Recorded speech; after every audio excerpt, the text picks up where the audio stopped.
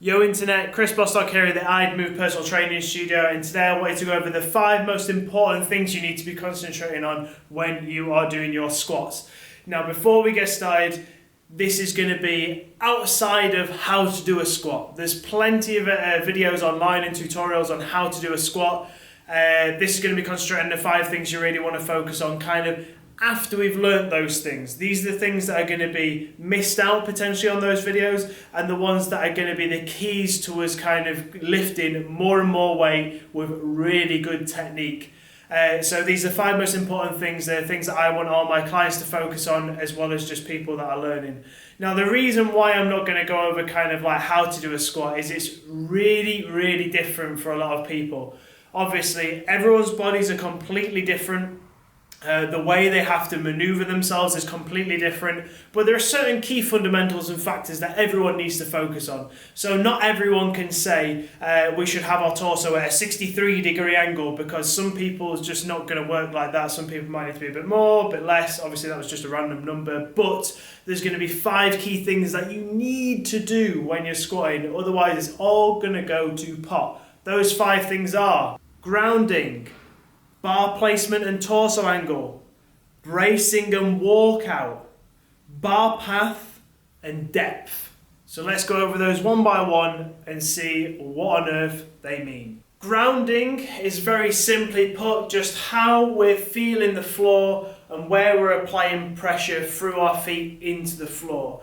The more stable our base is at the floor, the easier it is to put effort back into the thing that we're moving, but also the more stable we are when we're going to do that.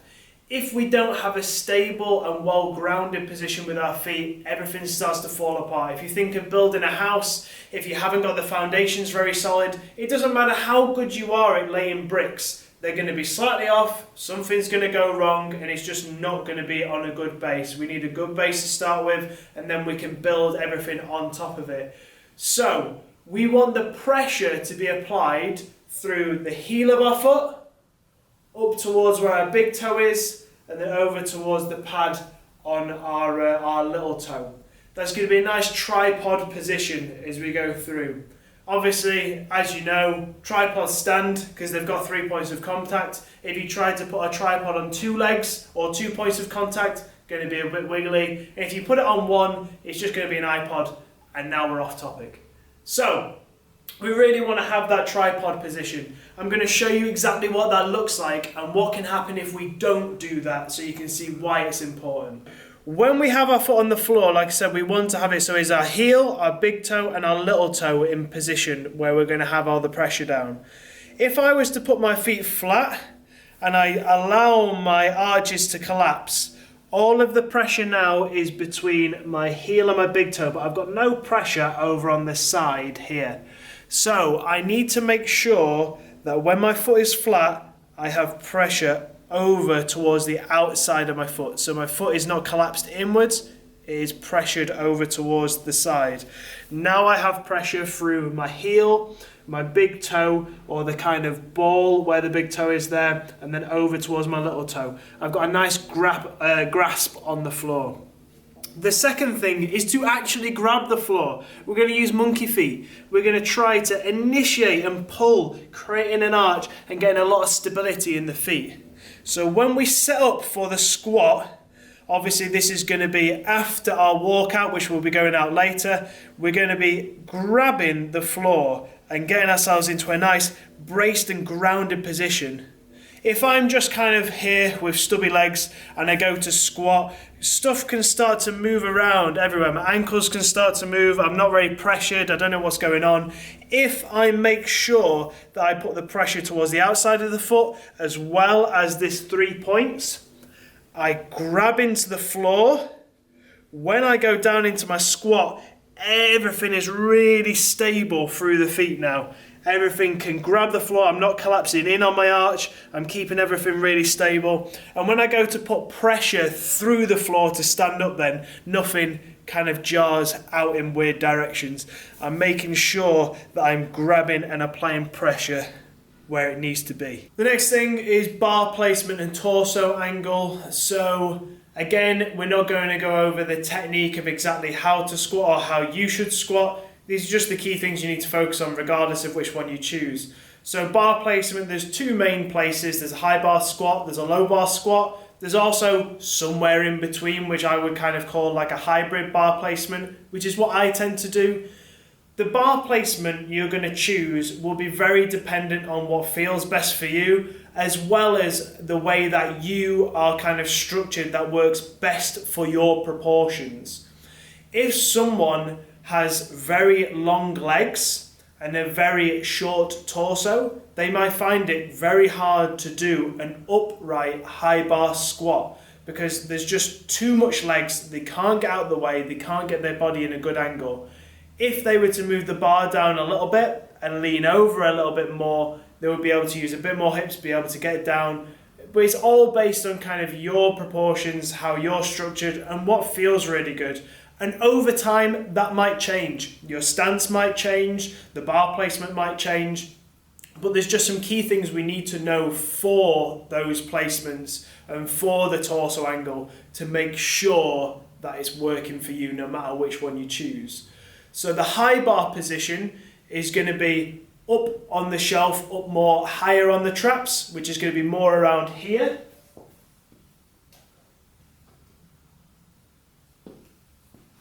The low bar position is going to be slightly underneath, where it's resting more around the rear delt, which is going to be somewhere around here. Now, obviously, like I said, there is a hybrid position, which is somewhere in the middle. Doesn't matter which one you're choosing. Try to make sure that you're not resting on any of your vertebrae, so any of the spine. And then also try to make sure that it's sitting more on muscle than other bone. Obviously, if you are further down on the kind of rear delt, you can tend to get a little bit towards the shoulder blade. So make sure it's sitting on muscle rather than bone. Now, torso angle. So the next one being torso angle. The torso angle, the kind of walkout and bracing and the bar path all happen very, very similar in terms of time of when you're squatting. So I'm going to go over these of being torso angle and then going to go over the bracing and the walkout and then the bar path. But realistically, they all kind of happen at the same time. So it might seem like I'm jumping back and forwards over these next ones, but they're all kind of happening at the same time while we squat. But first one's torso angle. Now we want to try and make sure that the bar stays over the center of our feet. So this is what we'll go over in a bar path. But we want to make sure we're essentially keeping that line. So no matter where the bar is on the back, whether it's high, low, anywhere like that, we need to make sure that the bar stays in a nice straight line. Now obviously, if I have the bar high on my back and I'm feeling comfortable with the bar there, but when I go to do my squat technique to hit the amount of depth I need to hit, if the bar starts to deviate away, then maybe I need to change my technique a little bit to get that bar path back. It might be a simple case of just shifting where our weight is in our feet. We might be really over our toes and we have to put the weight a little bit more towards the center of our foot or towards our heels. It may be that we actually need to change the bar path to get the torso angle in the right spot. I'm going to show you an example of a high bar squat where the torso angle is off, so the bar path goes off. I'm then going to show you a torso angle that is right, and then I'm going to show you a low bar one where the torso angle is off and then where it's on. Again, this is just for my proportions. Your torso angle will look different, your body shape is going to be different, your bar is going to be different where it's held on the back. But in terms of kind of the techniques of where things want to be lined up, doesn't change no matter who you are. So, high bar squat. The bar is resting up on my shoulders currently. When I go down into my squat, I'm trying to keep the bar over the center of my feet. So right now I can feel the pressure on those 3 points of contact, the grounding that we were on about in the last one. As I go down, if I have my torso angle in the wrong place and I try to keep too upright, I'm not going to be able to get down without weird things happening like a big arch in my back. If I then go down like this and I keep my torso really bent over, I'm also not going to have that bar in the right path. we need to find out where the bar path and torso angle is for us to make sure that this bar stays over the centre of our feet and comes up and down in a nice straight line. Now for me, it's about there. For you, you might feel that it's a bit more forwards. You may feel like you're able to sit really upright. Again, that's all going to be based on your proportions. But we need to make sure we find the torso angle that allows us to keep this bar going up and down over the centre of our foot, and that we don't fall backwards or too upright and forwards. We need to be right over the centre so it travels in a nice straight line. The next one up is bracing and walkout. This is something I see loads of people getting wrong. So it's going to be really, really important for everyone. It's probably going to be one of the most important things for making heavy weights feel lighter on your back. Heavy weights feel heavy, it's just how it is. But there's a lot of times, I know I've been there, where you walk out a weight and you go, pretty heavy this, I don't know if I'm going to be able to squat it. If we get this bracing and walkout dialed in, those weights are going to feel considerably lighter than they are. If you don't know how to brace, I've put out a video on bracing. If you want to go and look at that, the card's over here. You'll be able to see exactly what I'm on about with the bracing. So if you don't know what I'm on about, watch that one, come back here, know what we're doing now. When we do the bracing and our walkout, there's two positions we want to brace in. The first one is we want to brace before we take the bar out. The second one is we want to brace before we hit our squat. The bracing before we take a bar out is extremely important for getting ourselves stable, for getting ready to lift the weight, and also mentally just engaging with the fact that it's going to be heavy when we lift the bar out of the rack. So, when we get ourselves set up and we get under the bar, we're going to take some deep breaths, we're then going to breathe in, hit that brace, and we're going to stand. Once we've stood up, don't move. Let the bar settle. After the bar has settled, we're going to walk out. Now, when we do our walkout, people seem to sprint across the gym backwards and squat 3 meters away from the squat rack. We literally need to move backwards enough that we don't hit the rack when we squat. That's it. So when you move backwards, try and take a minimum amount of steps you can. 3 steps works really nice, and then a little bit of a shuffle. Some people can do it in 2 steps, but 3 steps is great. Here's how I want you to try and do your steps. Something like this. Getting ourselves set up under the bar, that's when this first brace is going to be really important. We're going to get the bar on our back, we're not going to lift it just yet, we're going to breathe in, brace into that position, and then stand up with the bar coming out of the rack. Hold that position and let the bar settle. From there, we're going to do 3 steps. We're going to go straight backwards with one leg. We're then going to put our second leg in the squatting position and then match it with the third leg. We should only be about a foot away from the squat rack. That gives us loads of room to not hit the collars as we're standing up. So from here, we're going to get ourselves set up. Bar comes on the back. I get myself in a nice position to be able to unrack. I take that deep breath and brace. From there, I'm going to stand up, let the bar settle so I'm not wobbling around and trying to move off balance. Once the bar is settled, 3 steps, straight backwards. 1, getting my foot set up for the squat. 2, moving that second foot out to get in the squatting position. Like I said, I'm about a foot away from the rack now, but I'm in a perfect position to squat. From here then, this is where the second brace happens. Once we've settled this position, you can start breathing again. We don't want to spend an eternity here. Somewhere around 2 to 4 breaths to get ourselves set up and ready to go for that initial squat will be perfect. So from here, I can then let the air out a little bit, take some breaths in, and then I'm going to go into that bracing again where I breathe in, clamp, and then I can go down into my squats. After I've finished my squats now, I'm dead close to the rack. I can just take those steps forwards and I can place the bar in. We don't need to walk all the way out here to do our squats. It's going to waste a load of energy. We're going to be wobbling around a lot and unable to position ourselves properly. And then we're also just really far away from safety of putting the bar back if we need to. 3 steps is what I recommend. Some people can do it in 2 steps, where they just unwrap the bar, they move their first foot in position, they move their second foot in position, 2 steps, jobs are good in.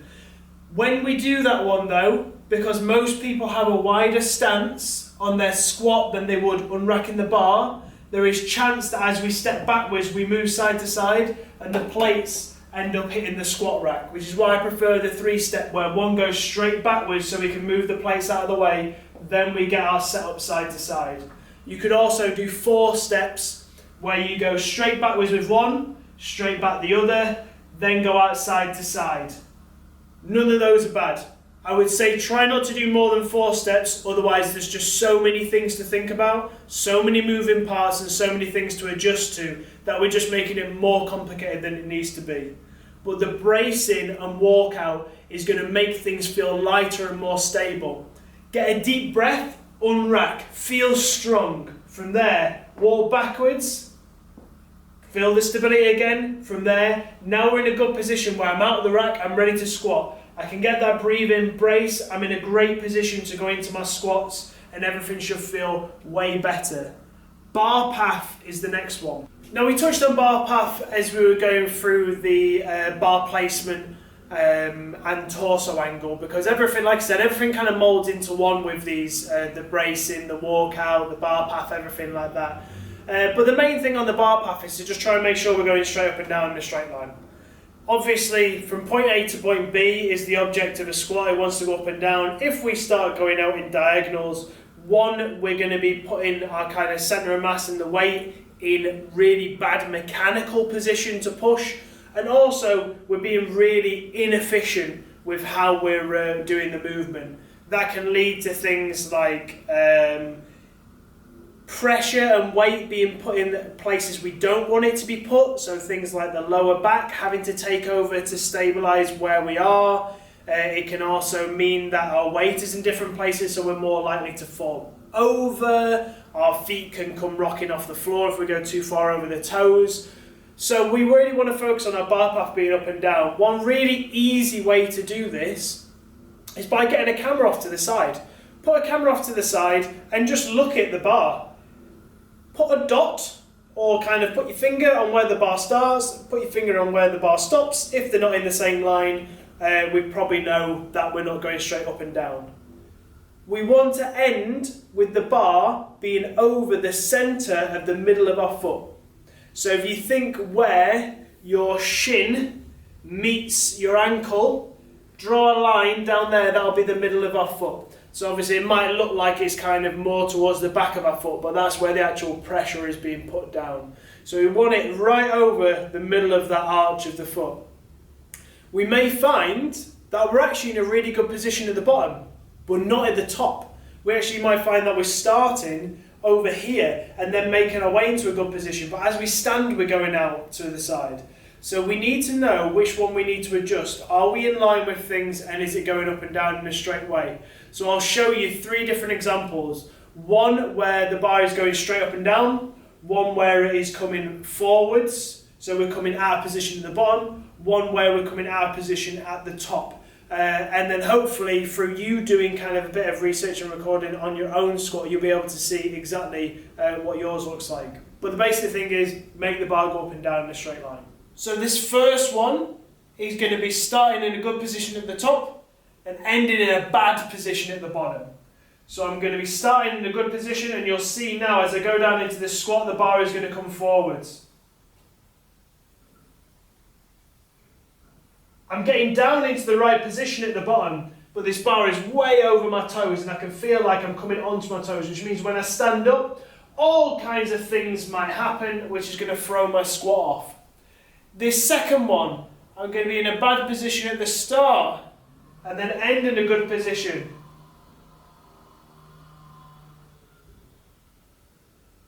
Might not feel as bad because obviously the hardest part of the squat is generally down at the bottom, and that's where we're going to feel more comfortable if we're doing that. But we still are going to be off position at the top and hard. We could be all the way over here, right at the back, and then we end up coming forwards. All kind of things can go wonky. So we're going to try and get a position where we're nice and stable at the top, As we come down, that bar stays in a nice straight line coming down. We hit that bottom position, and then we're able to come up with that bar staying in a nice straight line. Make sure your bar path is up and down. The last one is depth. Now, I'm sure we've all seen people squatting that are going down to about a quarter and coming back up. Obviously, we want to be hitting what is classed as depth. So depth, in a competitive sense, is where our hip crease comes below the top of our knee. That's going to look very different to a lot of different people, obviously. If you're someone that has really short femurs, like me, then it might seem that you're not super deep when you squat, because it's quite short. We'll be able to go not a lot of range of motion and get kind of depth. If you are someone that has really long legs, it will seem like you've got to go down for an eternity to get all the way into depth. That's why the things we were on about before in terms of the technique being different for everyone, the bar placement and torso angle being different for everyone. But we still want to try to achieve that thing of getting the hip crease coming below the knee. Again, a really good way to do this is going to be filming off to the side, potentially slight bit in front or a slight bit behind, because obviously the plates are going to be in the way. Might be able to see behind the plates, but we're going to see if we can get this hip crease coming below the knee. Now, you might not be able to do that. You might not have the mobility or the flexibility. You might not have the balance. You might not have the right technique to get there. We want to try as best we can to identify why can't we do that. If it's a mobility issue, we need to work on the mobility. If it's a comfortability and confidence issue, maybe we need to lower the weight a little bit and get good at the technique of hitting depth. But those things we need to do. If we're not squatting to an appropriate amount of depth, one, if you were to go into a competitive setting, you wouldn't be able you would get red lighted and fail your squats. Two, if we're not getting enough range of motion on the kind of knee joint and hip joint, we're just not using our muscles to the maximum we can. So we're not getting the most amount of one strength or muscle that we're doing. And three, we're also missing out on a lot of power. When we get into that depth position, everything coils up and it pushes back at the bar to give us a little bit of an extra boost. It might feel more difficult to start off with getting down to depth and coming out of there, but eventually not hitting depth is going to feel worse than hitting depth. So, try to make sure that that hip crease is coming below the knee.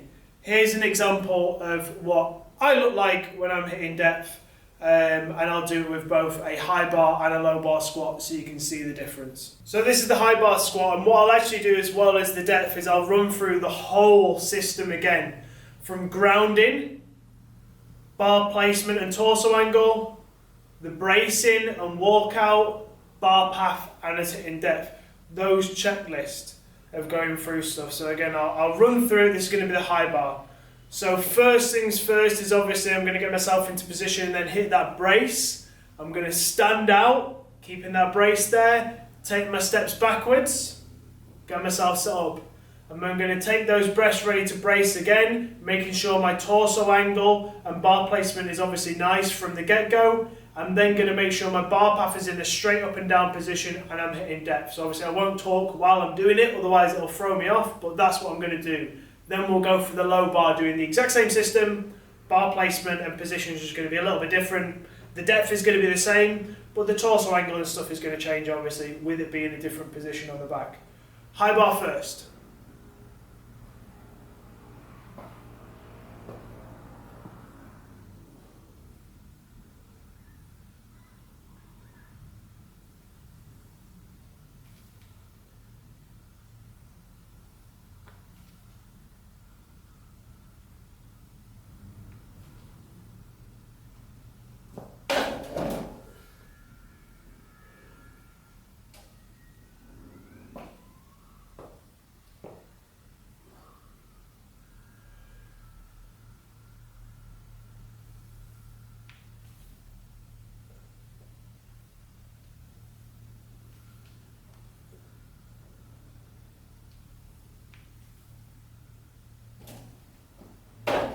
So as you can see on there, went through that kind of checklist, those 5 key principles or the fundamental things we need to do when we're hitting that back squat. And you can also see that my torso angle doesn't change that much.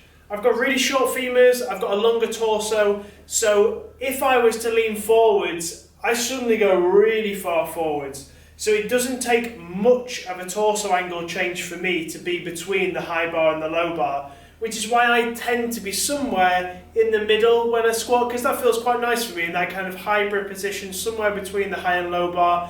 I'm able to get the right amount of depth and the right amount of feeling of the squat, and also my torso feels nice and stable where I'm not completely upright and I'm also not bent over, even though my low bar isn't very bent over in comparison to some people that you see where their low bar squat is absolutely mental and they're in like this position. Like I said, if I was to do that, my torso is just longer than my legs, so I'm going to be really far forwards. Your specific technique is going to be a little bit different. So long as we hit those key 5 fundamental things, it's going to be ace. Lovely. That's the squat sorted. I'm going to be hitting one for deadlift and bench as well, so make sure you watch those. Same kind of thing, 5 key things you need to think about when we're hitting the squat, the bench and the deadlift.